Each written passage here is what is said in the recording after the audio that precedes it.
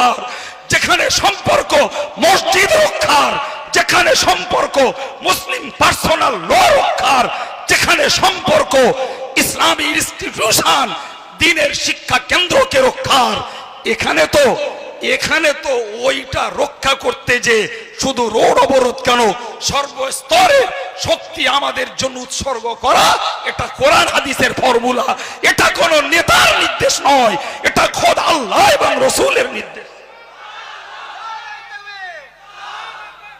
কালকে আবার গোলাবে বলে, এই তো কাইম সাহেব বললে যে এ কাজ করা যাবে না, আজকে আবার ওনারাই বলতেছে না তোমরা সব লাগো। এই কথা বুঝতে পারছেন কিছু? এই দুটোর পার্থক্য সেন্স থাকতে হবে, দুটোকে এক করলে হবে না ভাই, দুটোকে এক করলে হবে না। জি, ইসলামের মান রক্ষার জন্য আন্দোলন, ইসলামী মান রক্ষার জন্য প্রয়োজনে অস্ত্র ধারণ, ইসলামের মান রক্ষার জন্য শক্তির উৎসর্গ, ইসলামের মান রক্ষার জন্য নিজেদের জীবন উৎসর্গ, এটা তো আপনার আমার ঈমানের জন্য একটা রক্ষা কবচ। ঠিক কিনা বলেন? প্রিয় নবী বলেছেন, যে মুমিনের ভিতরে প্রয়োজনে জিহাদের আগ্রহ থাকে না, ও মুমিন নয়, ও মুনাফিক। হব, পরীক্ষা দেব না, জাতির নেতা হব, মার খাবো না, জাতির নেতা হব, লোকের গাল শুনবো না, জাতির নেতা হব, লোকের কাছ থেকে আঙুল নাড়ানি চোখ রাঙানি শুনবো না, নেতা হব। জীবনে হয় না কোনোদিন। কথা বলেন? তাহলে জাতির নেতা হতে গেলে মার খাওয়া লাগবে, জাতির নেতা হতে গেলে গাল শোনা লাগবে, জাতির নেতা হতে গেলে যে কোনো নিম্ন পর্যায়ের ব্যক্তিত্বেরও চোখ রাঙানি শুনতে হবে, জাতির নেতা হতে গেলে জি চিটিংবাজ গাল শুনতে হবে, জাতির নেতা হতে গেলে মেরে খাচ্ছে গাল শুনতে হবে, জাতির নেতা হতে গেলে স্বার্থপর গালি শুনতে হবে, জাতির নেতা হতে গেলে কখনো বা সম্মান ধূসরিত হবে, জাতির নেতা হতে যাব নিজস্বটাকে বিলীন করতে হবে, তবে হয়তো একদিন এই ত্যাগের পুরস্কারে নেতৃত্ব পাওয়া সম্ভব।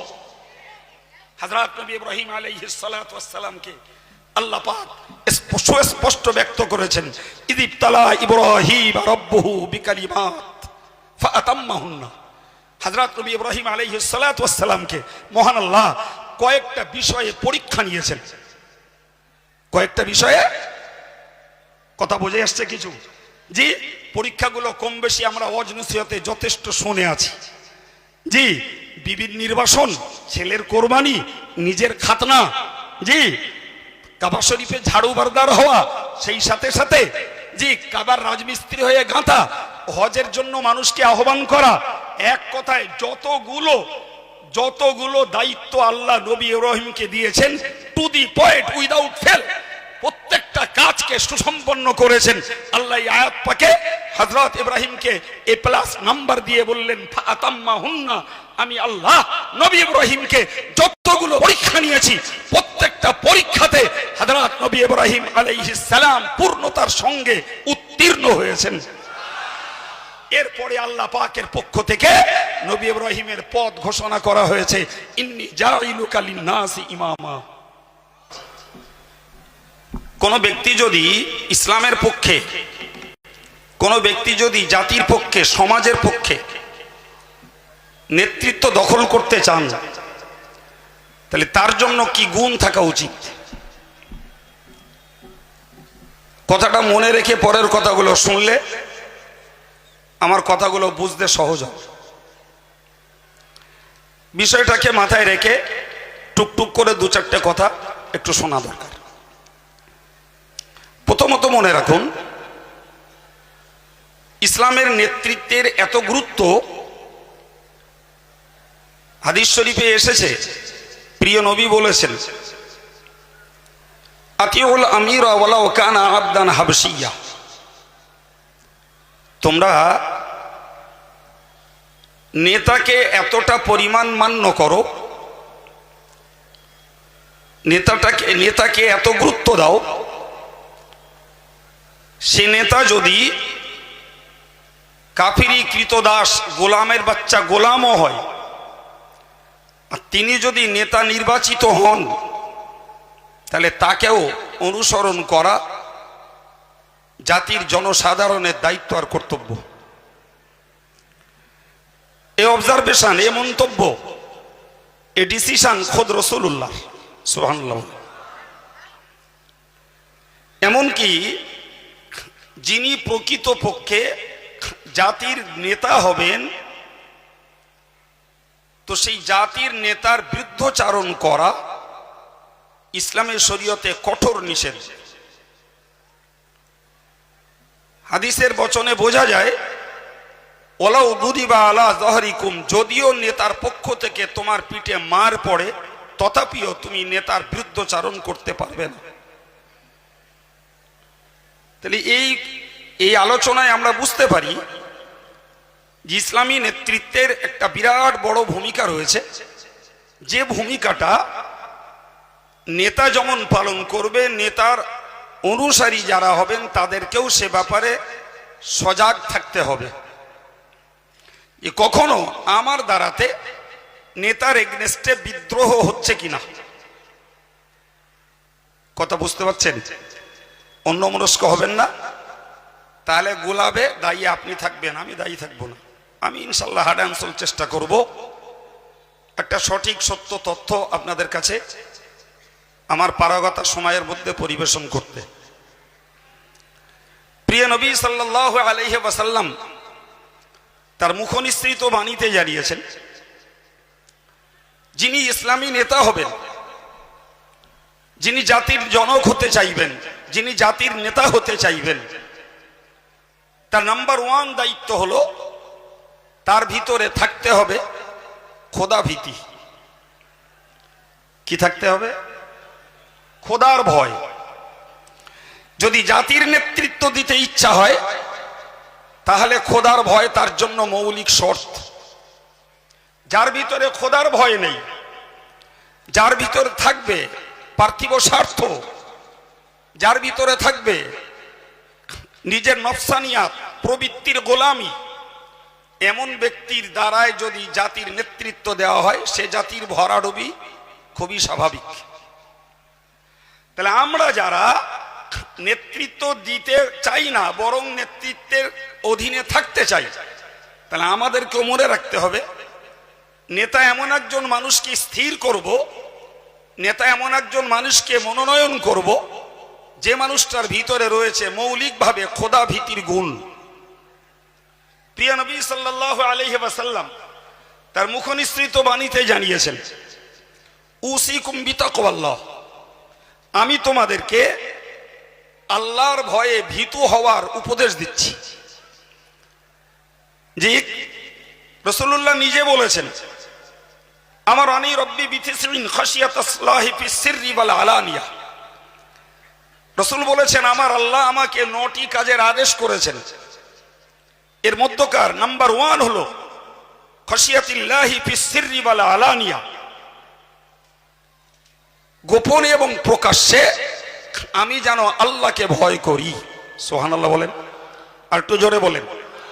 আচ্ছা, যদি রাসূলুল্লাহ আল্লাহর পক্ষ থেকে আল্লাহর ভয়ের নির্দেশিত হন, তাহলে আমরা সে রাসূলের উম্মত হিসাবে আল্লাহ ভীতি আমাদের ভিতরে দরকার আছে না নাই?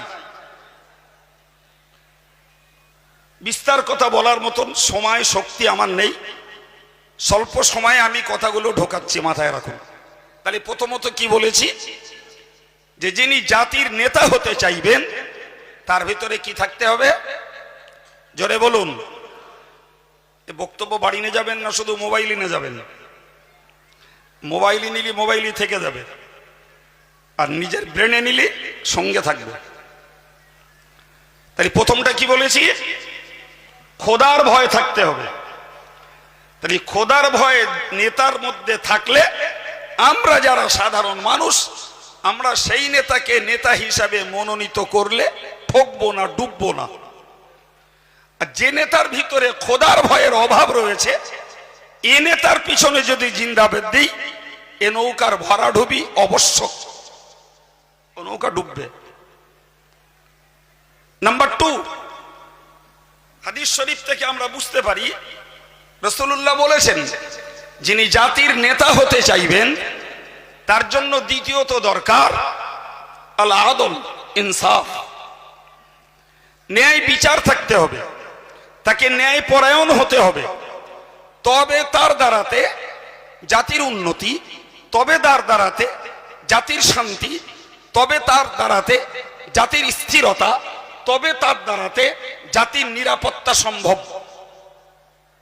কথা শুনতে পাচ্ছেন? কিন্তু খোদ নেতা যদি হয় বেইনসাফ, খোদ নেতা যদি হয় দুর্নীতিগ্রস্ত, খোদ নেতা যদি হয় দুর্নীতিগ্রস্ত, তাহলে এ নেতার নেতৃত্বে এ জাতির জন্য দুঃখ ছাড়া আর কিছু বয়ে আনবে না।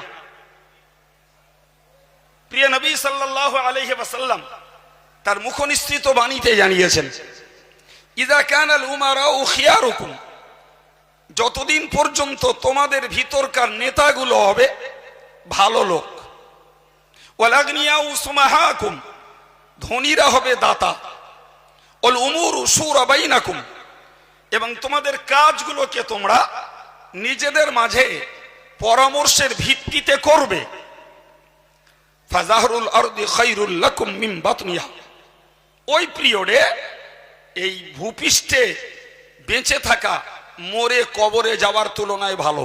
সুবহানাল্লাহ বলে। এ মন্তব্য রাসূলুল্লাহ, এ বার্তা রাসূলুল্লাহ।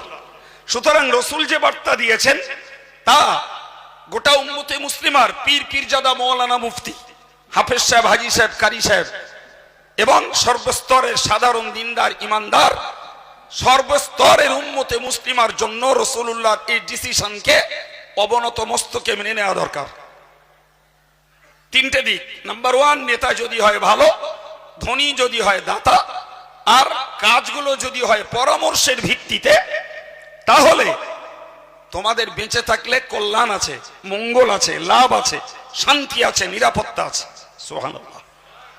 কিন্তু এর বিপরীত দিক, অপোজিশন সাইড হলো, ইযা কানাল উমারাউ শিরারাকুম, যদি তোমাদের নেতা হয় মন্দ, নেতা হয় দুর্নীতিগ্রস্ত, নেতা যদি হয় অস্থির, নেতা যদি হয় উশৃঙ্খল, নেতা যদি হয় জালেম, তাহলে সাবধান। নাম্বার টু, নবী বলেছেন, ওয়াইদা কানাল উমারাউ বুখালাআকুম, আর যখন হবে ধনী ধনাঢ্য ব্যক্তিরা কৃপণ, অল উমুরু ইলা নিসাইকুম, এবং তোমাদের কাজের দায়ভার তোমরা নারী জাতির হাতে অর্পণ করবে, তোমরা স্ত্রৈন্য হবে, স্ত্রীর বশীভূত হবে, নারীর অঙ্গুলি হিলনে উঠবস করবে, নারীর পরামর্শ মতো তোমরা ব্যক্তি জীবনের, সমাজ জীবনের, ব্যবসা জীবনের, রাজনৈতিক জীবনের কার্যকলাপকে সম্পাদন করতে চাইবে। প্রিয় নবী বলেছেন, ফাবাতুল আরদি খায়রুল লাকুম মিন যহরিহা, ওই যুগে ভূপৃষ্ঠে বেঁচে থাকার তুলনায় মরে কবরে যাওয়া ভালো। নাউজুবিল্লাহ বলেন।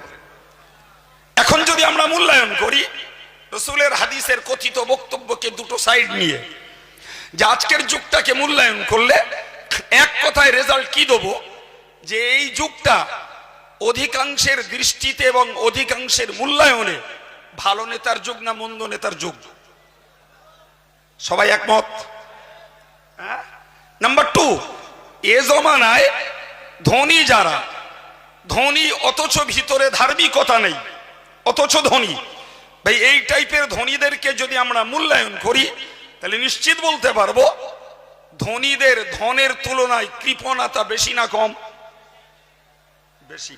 নাম্বার থ্রি, আজকে যদি ফ্যামিলি ওয়াইজ আমরা সার্ভে করি, পরিবার ভিত্তিক যদি আমরা খোঁজ খবর লাগাই, তো সেখান থেকে কি রেজাল্ট উঠে আসবে, যে আমরা আমাদের সংসারগুলোর ক্ষেত্রে আমরা আমাদের চিন্তা চেতনা ভাবনা পরামর্শের দায়ভার স্ত্রী জাতির উপরে ত্যাগ করেছি, ছেড়েছি, স্ত্রী জাতির উপরে অর্পণ করেছি, এ সংখ্যা বেশি না অর্পণ করিনি এ সংখ্যা বেশি? তাহলে স্ত্রী জাতির উপরে আত্মনির্ভরশীল হয়েছি এ সংখ্যাটাই বেশি। তাহলে আমাদের জন্য রেজাল্ট এটাই, যে এই পিরিয়ডে ভূপৃষ্ঠে বেঁচে থাকার তুলনায় মরে কবরে যাওয়া আমাদের জন্য কল্যাণকর। কথা মাথায় যাচ্ছে বাবু? ফিরে আসুন, মরণ আমাদের হাতে নেই। পরে যতই বুঝছি দেশ কালের পরিস্থিতিতে আমাদের জন্য মৃত্যুটাই শ্রেয়, আমাদের জন্য মরণটাই উত্তম ছিল, কিন্তু মরণের কামনা করাও হাদিস পাকে নিষেধ করা আছে, আর স্বাধীনতা মতো মরতে চাওয়াও সম্ভব নয়, আর মরা যাবেও না। ফলে এহেন দুঃসময়ের ভিতর দিয়ে আমাদেরকে সামনের পাটাকে বাড়াতে হবে, যে যেখানে আমরা মজবুর, যেখানে আমরা দায়বদ্ধ, যেখানে আমরা একদম অকর্মণ্য, কিচ্ছু করার নেই, ফলে ওই কৃপণ ধনির সময়ে, ওই দুষ্টু নেতার পিরিয়ডে এবং নারী জাতির হাতে কাজের দায়ভার অর্পণের পিরিয়ডেই আল্লাহ আমাদেরকে বাঁচিয়ে রেখেছেন। ফলে এটার ব্যাপারে আমরা যখন সতর্ক হতে পারছি, তাহলে আমাদেরকে মনে রাখতে হবে, জি এই রুগী যেমন ঔষধ খায় নয়ন মুদিয়া, তিতো ওষুধ রুগী খেতে চায় না, কিন্তু তার পরিবারের লোকেরা তাকে যে কোনো ছলনায় খাওয়ায়, রুগী তাতে অনিচ্ছা সত্ত্বেও গেলে। তো আমাদেরকে মনে রাখতে হবে যে আমরা যে পিরিয়ডের মানুষ, এখনকার পরিস্থিতিটাকে আমাদেরকে হজম করতে হবে, নিছাক অনিচ্ছা সত্ত্বেও যেখানে আমরা অক্ষম, তাই ঠিক না ভুল?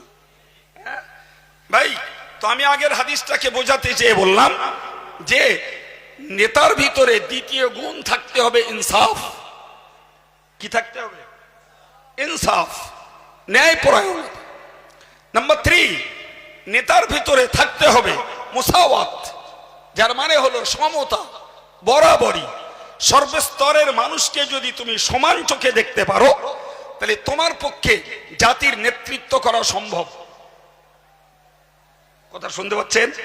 যারা অন্যমনস্ক হচ্ছেন তারা আঙুল চুষতে চুষতে বাড়ি যাবেন।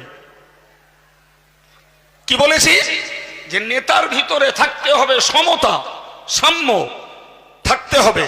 যদি কোনো নেতা বৈষম্যবাদে বিশ্বাসী হয়, যদি কোনো নেতা বিশ্বাসী হন তিনি ডিভাইডেশনে, ভাগে, জি জাতি ভঙ্গে, দল ভঙ্গে, নিশ্চিত তার দ্বারাতে কখনো জাতির নেতৃত্ব সম্ভব নয়।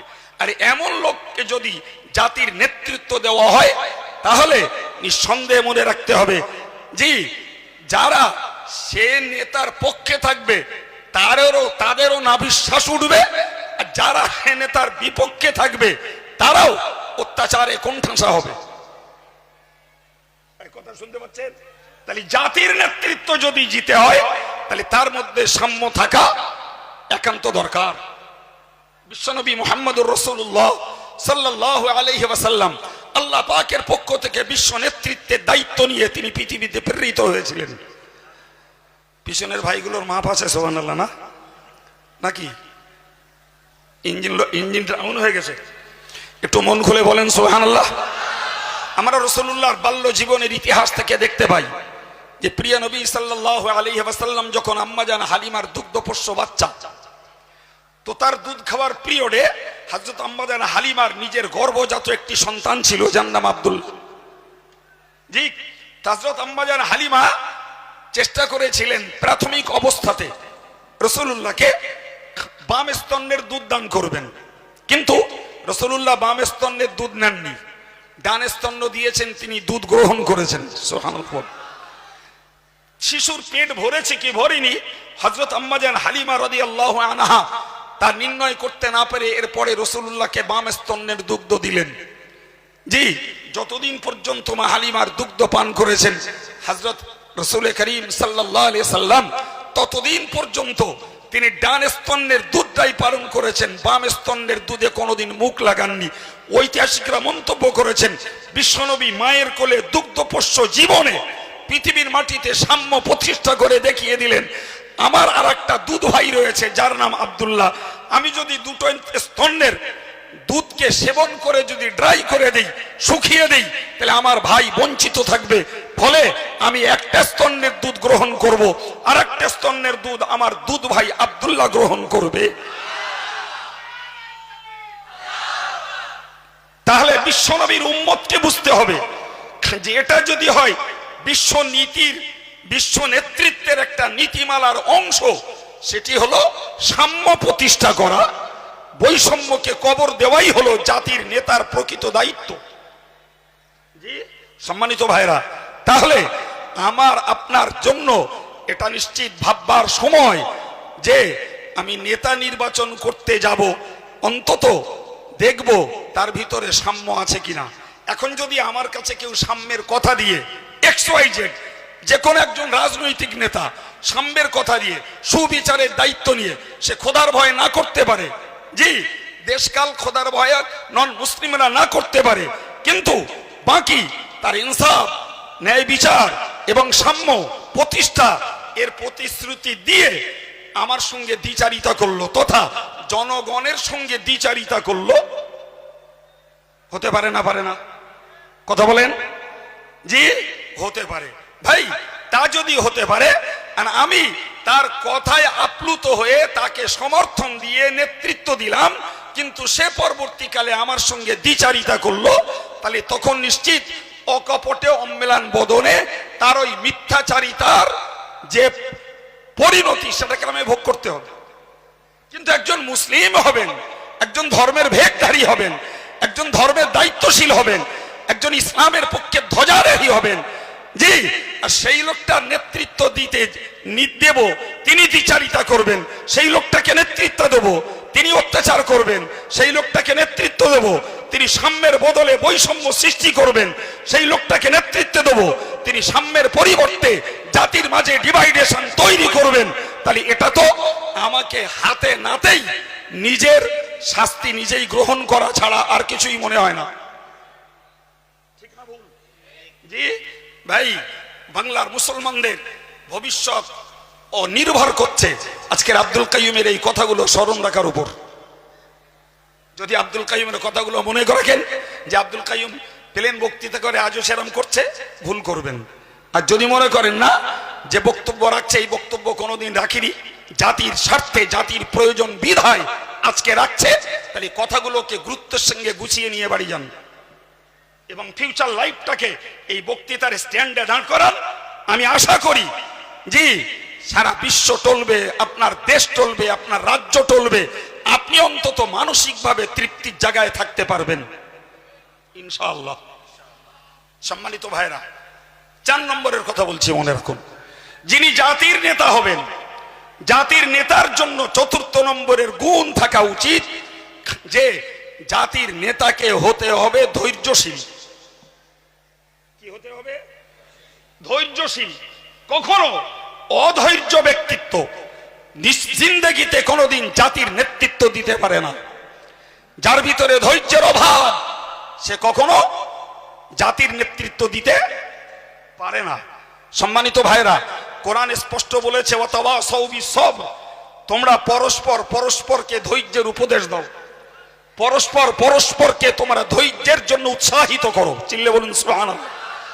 ভাই, তো এই যে ধৈর্যের উপদেশ, পরস্পরকে, ভাই ভাইকে, পীর তার মুরিদকে, ওস্তাদ তার ছাত্রকে, জি বন্ধু তার বন্ধুকে, নেতা তার নেতৃত্বের অনুসরণীয় ব্যক্তিদেরকে সব সময়ের জন্য এর প্রতি উৎসাহ দেবে এবং তাদেরকে উদ্দীপনা যোগাবে। ধৈর্য ধরো, ধৈর্য না ধরা পর্যন্ত কোনোদিন জাতির নেতৃত্ব পাওয়া যায় না। আর অধৈর্যশীল ব্যক্তিকে যদি জাতির নেতৃত্ব দেওয়া হয় তাহলে নিশ্চিত মনে রাখা দরকার, অধৈর্যশীল ব্যক্তি জাতির নেতৃত্ব দিলে জাতির জীবন বিপন্ন হবে। ঠিক না ভুল? জি, তাই ধৈর্য জাতির নেতার জন্য একটা অত্যন্ত গুরুত্বপূর্ণ অধ্যায়। আপনি জানেন ভাই, একটা গাড়ি চলে একজন ড্রাইভারের ড্রাইভিং এ, ঠিক না ভুল? বিশ্বাস করুন, আমি তো গাড়ি চাপি, তো আমি গাড়ি চাপলে রাস্তার উপরের কন্ডিশন দেখলে আমার শুধু মনে হয় যে ড্রাইভারগুলোর যদি ধৈর্য না থাকতো, জেল ফাঁস যা হতো, এমন কোনো দিন যেত না যে রাস্তার উপরে অবাঞ্ছিতভাবে হাজার হাজার মানুষ মরত, হাজার হাজার দুর্ঘটনা রাস্তায় ঘটতো যদি ড্রাইভারদের ভিতরে ধৈর্য না থাকতো। বিশ্বাস হয় আমার কথা? হ্যাঁ, আপনি বলুন, একটা সামান্য গাড়ি, ইঞ্জিন পরিচালিত একটা গাড়ি, মানুষ তার ড্রাইভিং করছে, সামান্য একটা গাড়ির ড্রাইভারের যদি ধৈর্যচ্যুতি ঘটে, তার জন্য গাড়ি যদি রাস্তার পরিবর্তে নয়নজুলিতে নামে, তার জন্য গাড়িতে যদি মানুষের জীবন বিপন্ন হয়, তার জন্য যদি মানুষের দেহ ক্ষতবিক্ষত হয়, তার জন্য যদি রাস্তার উপরে দুর্ঘটনা হয়, এখন যিনি জাতির বিরাট সংখ্যক জনগণের নেতৃত্ব দিতে যাবেন, তার ভিতরে ধৈর্য থাকবে না, নিশ্চিত এই জাতির জন্য কতটা ভয়ঙ্কর ক্ষতি ডেকে আনবে যদি অধৈর্যশীল নেতার পিছনে XYZ অবুঝের মতো কেউ ছুটে থাকেন।